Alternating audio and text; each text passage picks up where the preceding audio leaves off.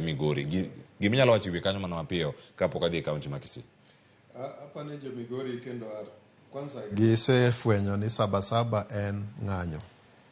Saba Saba dieri en ng'anyo nikech oduogo ratiro mar dhano. An kanya medo jiwo.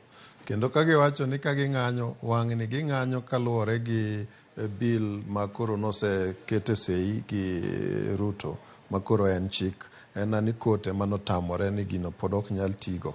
Omiyo gin jok ma osebedo gi level mamalo kuom ng'anyo. Apani ka winjo jakom mokwongo kata speaker gi mar bunge la wananchi gi jakom gi iyudo ka giwacho gima ging'eyo. Kendo adieri gin kendo giwacho ni nitiere kata wakoche ma giseneno ka Ruto ng'iewo koni gi koni.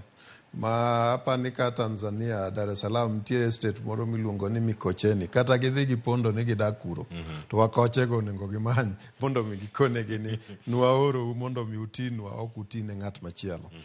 Omiyo duond jopiny duto te kata kiwinjo to thuolo mar Saba Saba ni omiyo gimijing'o kendo giyudo ni ma e odiochieng' ma wanyalo time timbewa mora mora mwadwaro. Mak mana marorochni ema apani kanyo Charles Ose mane wuoche wacho ni jok madwa ni mondo mi koro gin gidwa na ketho gige ng'ato kata gidwa wang'o barabara mago to gitamre nikech mano to ka giketho mano ting'eni kiny kama ne ng'ano yude mogo bende okethore.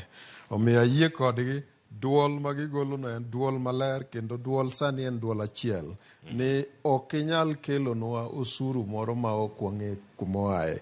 Mokwongo sani osuru ni malo, koro osuru no odok piny. Mar ariyo kendo gikoni twak kata duond jopiny kuwuoyo to ok onego bedni ikawe mondo mi ikete kaka it is just a ticking a box to gika giwacho ok idwa ni mondo giwinji.